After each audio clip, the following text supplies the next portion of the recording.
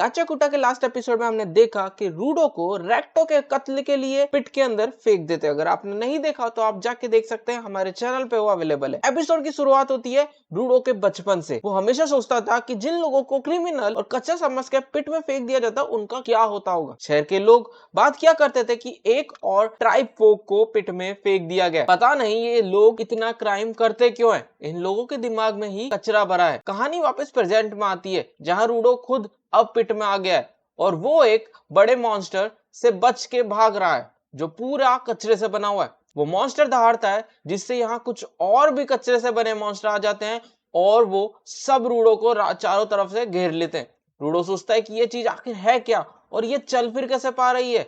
रूडो भागता रहता है और उसे यहाँ एक इंसान की खोपड़ी भी मिलती है।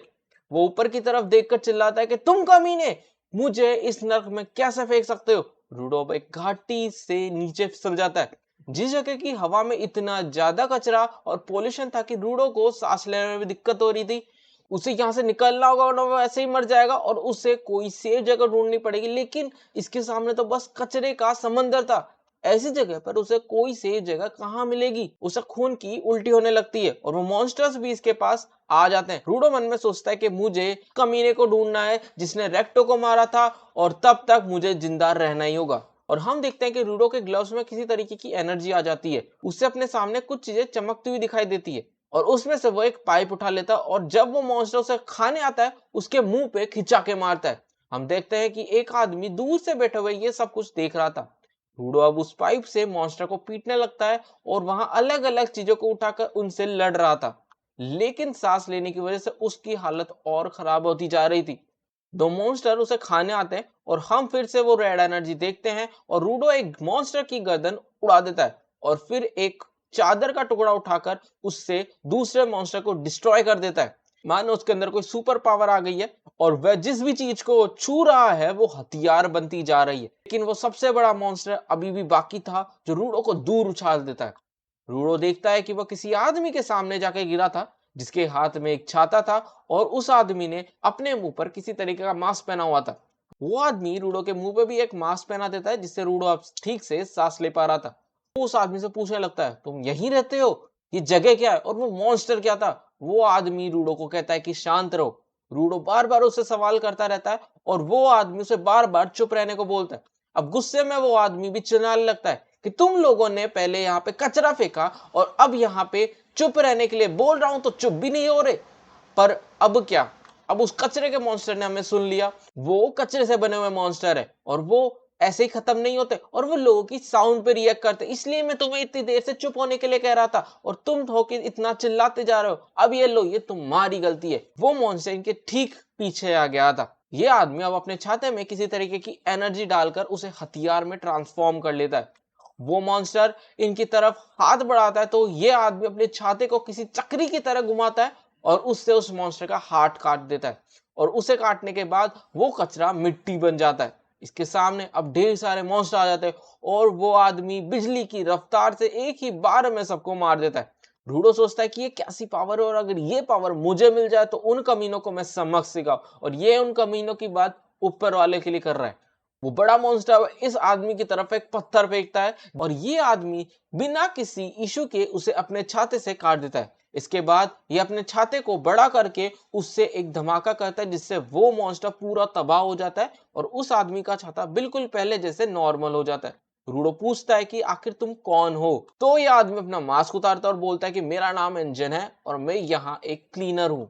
तभी उसे बदबू आती है और वो अपना मास्क वापस पहन लेता है और रूडो को ही डांटने लगता है कि तुमने मेरा मास्क उतरवाया कमीने। और रूडो बेहोश हो जाता है। हमें रूडो का एक फ्लैशबैक आता है जहां वो कुछ बच्चों से झगड़ा करके आया था। उसने कहा था कि चीजों में भी जान होती है और वो उस पर हंसने लगे। रेक्टो पूछता है कि तुमने उन्हें पलटकर मारा, जिस पर रूडो मना कर देता है। तो रेक्टो कहता है कि अच्छा किया। रेक्टो ने रूडो को बताया था कि अगर तुम किसी चीज का अच्छे से ख्याल रखो तो उसमें सोल आ जाती है। रूडो को लगा कि उसमें जान आ जाती होगी। रेक्टो कहता है कि ये तो बस एक पुरानी कहानी है, लोगों ने अपने चीजों का ख्याल रखने के लिए इस कहानी को बनाया होगा, पर मैं इस पर यकीन करता हूं जिससे इस टावल में भी सोल है जो तुम्हें इतने अच्छे से साफ कर देता है। रूडो पूछता है कि तो उस कुर्सी, उस टेबल और उन सब चीजों में सोल है। रैक्टो हंसते हुए बोलता है, हाँ हो सकती है। रूडो अब पूछता है कि इन ग्लव्स में भी? रैक्टो कहता है कि अगर तुम इनका अच्छे से ख्याल रखोगे तो कुछ टाइम बाद इनमें भी सोल आ जाएगी। खैर कहानी वापस प्रेजेंट में आती है। रूडो को होश आता है तो वह एक चेन से बंधा हुआ था, उसे इंजन ने बांधा हुआ था और उसे घसीट कर कहीं ले जा रहा था। रूडो कहता है कि मुझे छोड़ दो, मुझे वापस ऊपर जाना है। तो इंजन कहता है कि ये नामुमकिन है, उस ऊपर वाली जगह को हम स्पेयर बोलते हैं और वहां से आने वाले लोगों को स्पेराइट। तो तुम इतनी ऊपर क्या उड़ के जाओगे? और मैं आसान शब्दों में बोलूं तो ऊपर जाना अभी तो नामुमकिन है। ये ख्याल मन से निकाल दो। रूडो बोलता है कि मैं वापस ऊपर जाऊंगा चाहे कुछ भी हो जाए। और तुमने कहा था अभी कि पॉसिबल नहीं है, मतलब कुछ तो तुम लोग जानते हो ऊपर कैसे जाया जा सकता है। मुझे इस दुनिया के बारे में जानना है, उस मॉन्स्टर के बारे में जानना है और तुम्हारी उस पावर के बारे में भी।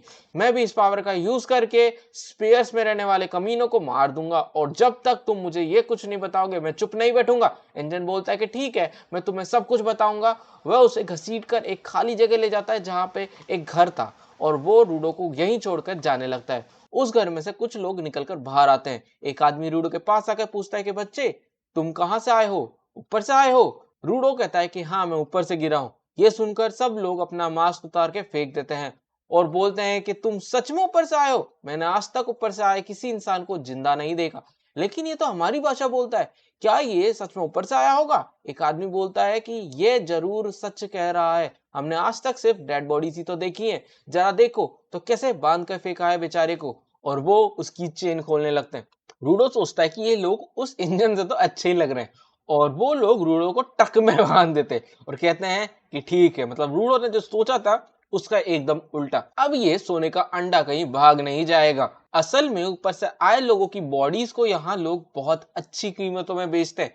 कुछ लोग तो सिर्फ उनके कपड़ों के लिए भी बहुत अच्छे पैसे दे देते हैं और रूडो तो जिंदा है तो ये बहुत ही ज्यादा महंगा बिकेगा। तभी उनमें से एक जना बोलता है कि अब कोई किसी स्पेराइट को क्यों ही खरीदना चाहेगा। तभी बाजू में जो खड़ा था मेन बंदा वो बोलता है क्योंकि ये लोग इनसे नफरत करते हैं। तुम लोग अपना सारा कचरा यहाँ नीचे फेंक देते हो जिससे यहाँ की हवा जहर बन गई है, बल्कि उसमें मॉन्स्टर भी बनने लगे हैं। कई लोग मॉन्स्टर के हाथों मारे गए हैं। जहरीली हवा की वजह से यहाँ लोग मारे गए हैं, लोगों को अपना घर छोड़ना पड़ा है। इसलिए हम ऊपर वालों से बहुत नफरत करते हैं और अब तुम्हें टॉर्चर किया जाएगा और सबके सामने तुम्हारा तमाशा बनाया जाएगा। वो उसके मुंह में खाना ठूसने लगता है और कहता है कि कैसा लगा तुम्हें? तो ये खाना भी हमारा कचरा ही लग रहा होगा, तुम तो कभी कचरे को हाथ भी नहीं लगाते होंगे ना।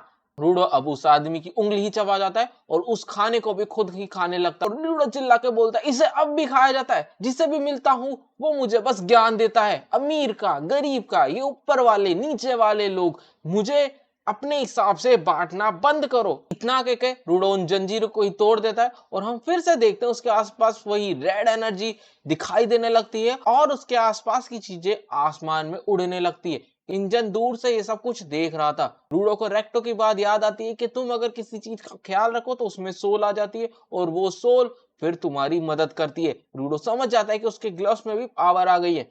अब वो एक चेन को पकड़ लेता है। बाकी लोग बोलते हैं कि स्पेराइट्स भी इस पावर का यूज कर सकते हैं, मतलब यहाँ पे कुछ ना कुछ अलग चल रहा है जो कि ऊपर वाली दुनिया से एकदम अलग है। इंजन कहता है कि जो लोग चीजों में जान डाल सकते हैं और उनकी पावर्स का अच्छे से इस्तेमाल कर सकते हैं उन्हें हम लोग गिवर कहते हैं। वो लोग अब रूडो को मारने उसकी तरफ भागते हैं तो रूडो उन पर चैन से अटैक कर देता है। एक आदमी कहता है कि उस चैन को उससे छीन लो, एक गिवर अपने ऑब्जेक्ट्स के बिना कुछ नहीं कर सकता। ये लोग अब उससे उसकी चैन दूर कर देते हैं। रूडो एक टायर उठा लेता है और उसे ट्रांसफॉर्म कर देता है, जो देख के सबके होश उड़ जाते हैं कि ये तो एक से ज्यादा ऑब्जेक्ट्स को यूज कर सकता है। रूडो उस टायर से सबको पीट देता है और फिर से उंगली वाले आदमी के पास जाता है और उससे बहुत ही ज्यादा गाली देता है। रूडो उसे मारने ही वाला था लेकिन तभी इंजन यहाँ आ जाता है और बोलता है कि ठंड रख यार, इतना बहुत है। और अब जाके रूडो अपने होश में आता है और पूछता है कि अभी